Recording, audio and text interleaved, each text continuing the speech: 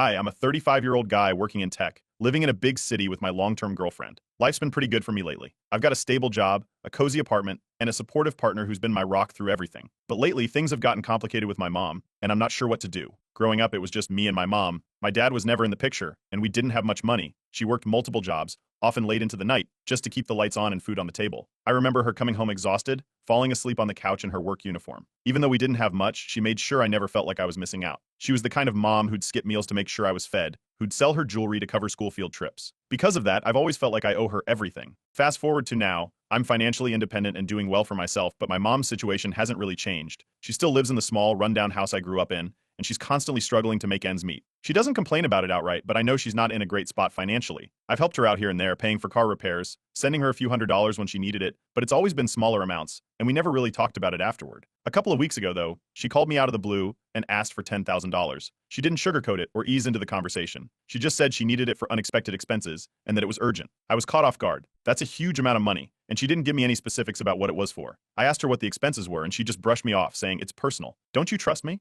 I didn't know how to respond. Part of me wanted to say yes immediately. This is my mom, after all. She sacrificed so much for me when I was a kid. But another part of me felt uneasy. Why couldn't she just tell me what the money was for?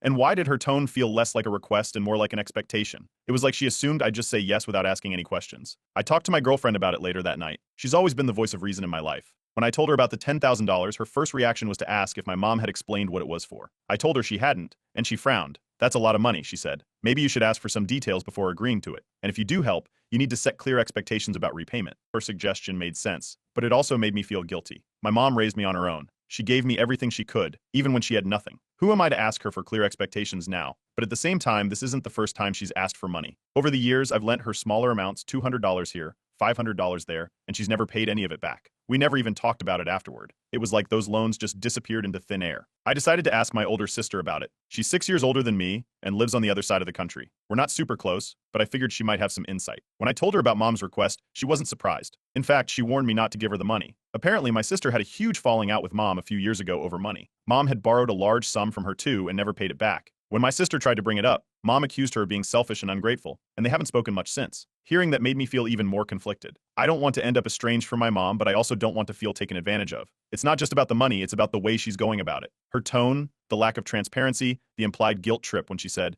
"I raised you, didn't I? This is the least you can do for me." The day after I asked for more details, she sent me a long text. She didn't explain what the money was for. Instead, she listed all the sacrifices she made for me growing up, working multiple jobs, going without new clothes, skipping vacations. She ended the message with, "You wouldn't even be where you are today if it weren't for me." I wanted to let it go, but something about her tone rubbed me the wrong way. It felt less like a heartfelt message and more like an attempt to guilt me into compliance. When I didn't respond right away, she sent another text. "I can't believe you'd question me after everything I've done for you. This is the thanks I get. Now I'm stuck." My girlfriend says I should ask for more transparency. My sister says I should say no outright. And my mom? She's sending follow-up texts almost daily, each one more urgent than the last. I'm starting to wonder if there's something she's not telling me, but I'm afraid to push too hard and cause a rift. I posted about this on Reddit to get some advice. A lot of people are saying I should trust my gut, but honestly, I don't even know what my gut is telling me anymore. Am I being ungrateful, or is this situation as fishy as it feels? Update 1. The response to my first Reddit post was overwhelming. People were split. Some said I should trust my gut and not give her the money, while others suggested having a clear, open conversation about her needs before deciding anything. After reading through the comments, I realized I had to confront this head on. Ignoring it wasn't going to help anyone. I called my mom the next day and asked her for more details about the unexpected expenses she needed the $10,000 for. At first, she dodged the question, saying it was personal and that I didn't need to worry about it. When I pressed her, she got defensive. She told me I was being disrespectful and ungrateful, throwing in how much she sacrificed to raise me. It turned into a heated exchange, and she ended the call abruptly. That conversation brought up an old memory I hadn't thought about in years. When I was 17, I had a small college fund, about $5,000, that my mom had saved up over time, along with a bit of money I'd earned from part-time jobs. One day, she told me she needed to borrow it for something urgent and promised she'd pay it back before I started college. I never saw that money again, and we never talked about it after. At the time, I brushed it off as her doing what she had to do to keep us afloat, but now it's making me wonder if there's a pattern here. I called my sister later that night to vent. She dropped a bombshell: my mom's financial problems might be tied to gambling. According to her, mom borrowed a large sum of money from her years ago, claiming it was for medical bills. But my sister later found out that mom had been spending money at a local casino. That was the last straw for her, and they've barely spoken since. Hearing this made me feel like I needed to dig deeper. I spent the next day researching signs of gambling addiction, and a lot of it started to make sense: her constant money problems, the secrecy, the urgency. I began to wonder if this was why she wouldn't tell me what the $10,000 was for. When I told my girlfriend about this new revelation, she suggested a middle ground. Instead of handing over the cash, why not offer to pay the bills directly? That way I could help her without worrying about where the money might actually go. It seemed like a reasonable solution, so I decided to give it a shot. I called my mom again and offered to pay the expenses directly. Her reaction was immediate and intense. She flat out refused, saying she needed the money in cash and that I should trust her. When I didn't back down, she got upset and accused me of not caring about her. She brought up all the sacrifices she made again, listing off every time she went without so I could have something. It felt like she was trying to guilt me into caving. That conversation triggered another memory. Growing up, there were moments when my mom's financial decisions didn't seem to add up. She once bought a brand new TV when our electricity bill was overdue. Another time, she surprised me with expensive sneakers, only to tell me we couldn't afford groceries the next week. At the time, I didn't think much of it, but looking back, it feels like there's a pattern of impulsive spending. Later that week, I caught up with an old childhood friend. I hadn't told him much about the situation, but when I mentioned my mom's money troubles, he told me something that floored me. Apparently, my mom had borrowed money from his parents back when we were teenagers, money she never paid back. They stopped talking to her after that. By this point, I was starting to see my mom in a different light. I couldn't help but wonder how much of our struggles growing up were due to bad luck and how much were because of her choices. I wasn't sure what to do next, so I went back to Reddit to share everything that had happened since my last post. The responses this time were much clearer. Most people said it sounded like my mom had a history of financial irresponsibility and that I needed to protect myself. A few shared their own stories about parents with similar habits and how setting boundaries changed their lives for the better. Reading those stories made me realize I wasn't alone in this, but it also left me feeling even more conflicted. A few days after our last phone call, my mom stopped reaching out entirely. No texts, no calls, nothing. At first, I thought she was giving me the silent treatment, but as the days turned into a week, I started to feel a mix of guilt and anxiety. Was she okay? Was she mad at me? Or was she just trying to make me feel bad enough to give in? Now I'm sitting here, replaying everything in my head. I haven't decided what to do yet, but I'm starting to think that giving her the money won't fix anything. It might just delay the inevitable. For now, I'm trying to focus on setting healthy boundaries, even though it's one of the hardest things I've ever had to do. Update 2. Things escalated fast after my last update. I thought my mom going silent meant she was cooling off, but I was wrong. She took to Facebook, posting a long, emotional message about how ungrateful children forget the sacrifices their parents make. She didn't name me directly, but it was obvious who she was talking about. Phrases like "some people wouldn't have even survived their childhood without me, and I guess raising someone alone for 18 years means nothing" made it crystal clear. It didn't stop there. A few distant relatives I hadn't spoken to in years suddenly started reaching out. Some sent messages urging me to do the right thing and help my mom. One even went as far as to say family should come first, no matter what. None of them knew the full story, but it didn't stop them from piling on the pressure. I felt like I was being ganged up on by people who only had half the picture. Then something unexpected happened. My aunt, mom's older sister, called me out of the blue. I hadn't spoken to her in years, but she said she saw my mom's Facebook post and felt like she needed to tell me something. She and my mom had a falling out years ago, and it turns out it was over money. My aunt told me my mom borrowed thousands from her to pay off medical debt, but used it for something else entirely.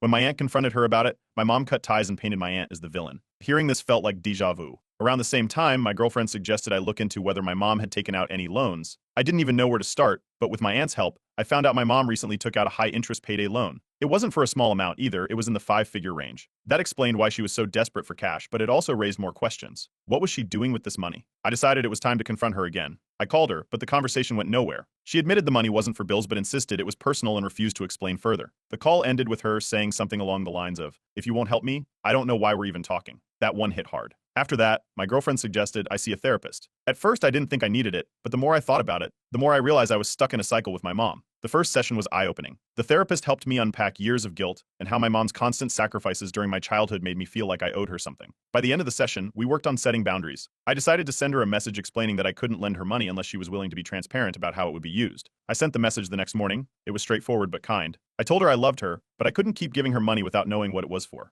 Her response came almost immediately. She accused me of turning against her, called me selfish, and said she couldn't believe her own son would abandon her like this. Then she dropped an ultimatum: if I didn't help her, she didn't want me in her life anymore. I shared this with my sister, who reassured me that I was doing the right thing. She said she felt the same guilt when she cut ties with mom, but over time she realized it was the best decision for her mental health. Hearing that made me feel less alone. When I updated Reddit, the support was overwhelming. Dozens of people shared their own experiences with financially manipulative parents, and their stories made me realize just how common this situation is. Almost everyone agreed I was right to set boundaries. Then came the worst part. A few days later, my mom showed up unannounced at my apartment. I had no idea how she even got my address. She was crying, saying she didn't know where else to go. She begged me to reconsider, saying she was at her breaking point. It was one of the hardest things I've ever had to do, but I stuck to my boundary. My girlfriend backed me up, and eventually my mom left. It was a scene one wouldn't wish on anyone. After that, I decided to consult a lawyer. My biggest fear was that my mom might try to take out loans in my name or do something that could affect my credit. The lawyer walked me through steps to protect myself, like freezing my credit and setting up alerts for any suspicious activity. In a last-ditch effort, I offered to help her find financial counseling.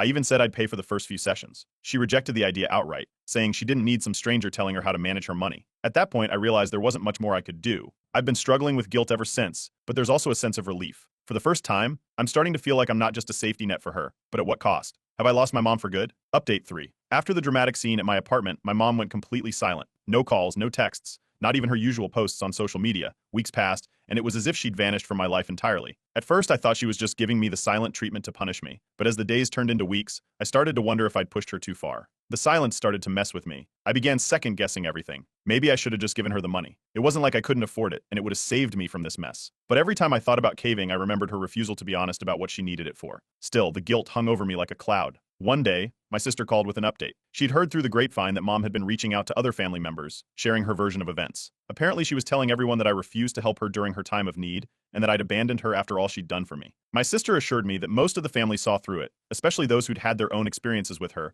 but it still stung to hear how she was twisting the story. Then came the text. It was short and formal, nothing like how my mom usually talked. All it said was, "I hope you're happy. Don't bother calling me again." That was it. No explanation, no context, just a clear message that she was cutting me off. I stared at my phone for a long time after reading it, unsure how to process what had just happened. In my next therapy session, I unpacked the text and the weeks of silence. The therapist helped me see that my mom's behavior wasn't new. It was part of a pattern that had been there for years. Growing up, she'd often use guilt to get what she wanted or to keep me in line. If I didn't meet her expectations, she'd pull away emotionally until I gave in. Realizing this felt like a breakthrough. For the first time, I started to see her actions for what they were. I shared another update on Reddit, explaining everything that had happened since my last post. The responses were overwhelming. People pointed out how common this kind of manipulation is and shared their own stories of going through similar situations. The support made me feel less alone, but it also reinforced the importance of standing firm. That night, my girlfriend and I talked about everything. She pointed out how my mom's behavior wasn't just about this one situation, it was a pattern that had been there my entire life. It was like my mom had always seen me as her safety net, not as a person with my own life and boundaries. Hearing her perspective made me reflect on a lot of things I hadn't thought about in years. One memory that stood out was from when I was 12.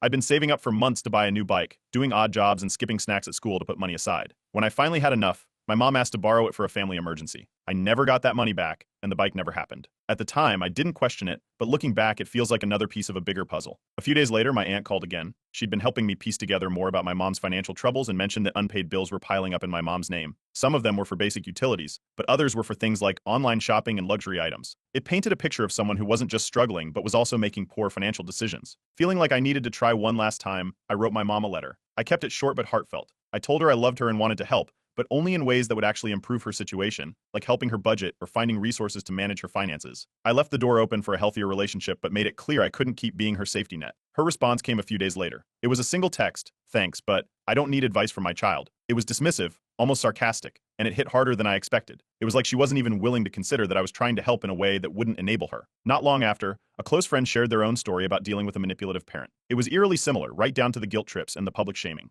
Hearing their story made me realize I wasn't alone, but it also confirmed that some relationships might never change, no matter how much you want them to. Then, as if on cue, my mom went back to Facebook. This time, she posted another long rant about ungrateful children and how she sacrificed everything only to be betrayed. She didn't mention me by name, but it was obvious who she was talking about. The comments section was filled with supportive replies from people who didn't know the full story, which made it even harder to ignore. Now I'm left wondering, should I keep trying to fix this, or is this just who my mom is? Can I accept that she may never see me as more than her safety net? Update 4. Things took a wild turn after my last update. I thought I had most of the picture figured out, but my sister dropped a bombshell during a phone call. She had been digging into mom's financial history out of frustration and curiosity, and what she found shocked both of us. Apparently, mom had been borrowing money from multiple family members for years, tens of thousands of dollars in total, and hadn't paid any of it back. It didn't stop there. My sister also discovered that mom had over $50,000 in unpaid debts. Her credit cards were maxed out, and she had multiple payday loans with sky-high interest rates. One of them was in collections, and she was dangerously close to defaulting on another. It was clear that this wasn't just a one-time issue, it was a full-blown financial disaster. My sister decided to confront her about it. When she did, mom immediately went on the defensive. She claimed she had no choice because she was abandoned by her kids. She painted herself as a victim, saying she only borrowed money to survive and that we were exaggerating the problem. According to her, everything would be fine if we just helped her out this one last time.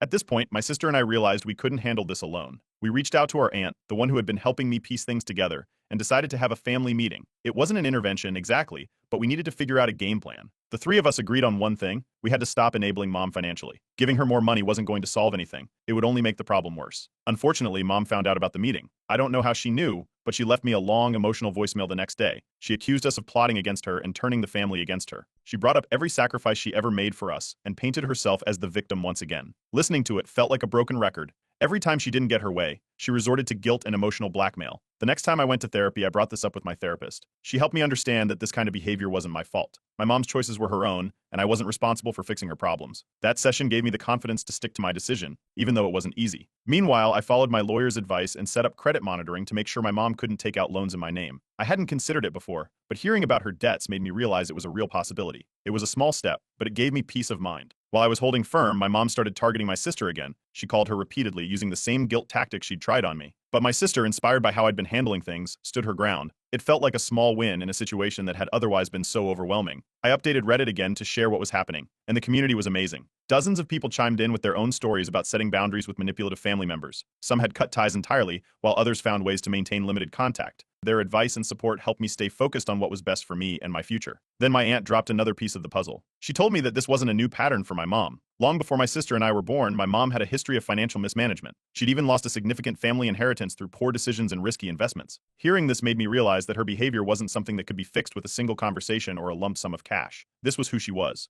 Of course, my mom didn't stop at just my sister and me. She started reaching out to other extended family members, telling them her version of events. She painted herself as a helpless victim, abandoned by her selfish children. For a while, I got a few passive-aggressive messages from cousins and distant relatives, but that changed when one of my cousins reached out to me directly. This cousin had been critical of me at first, but after talking to my aunt and hearing the full story, they apologized. They admitted they had no idea how bad things were, and said they understood why I was making the choices I was. It felt good to have someone else in the family on my side, even if it was just one person. In the end, I made a final decision: no more financial help. I wrote my mom one last message, explaining that I loved her but couldn't support her financially anymore. I told her I'd always be open to having a relationship if she was willing to communicate openly and respectfully, but I wouldn't let myself be her safety net anymore. Her response came a few days later. It was short and chilling: "You'll regret this someday." It wasn't angry or emotional, it was almost like a warning. It left me with a mix of anger and sadness, wondering what she meant and if this was truly the end of our relationship. Update 5. After receiving that cryptic text from my mom, "You'll regret this someday," I decided to officially go low contact. I tried everything I could to help her in a way that wouldn't enable her destructive behavior, but she wasn't willing to meet me halfway. It was time to focus on my own life and well-being.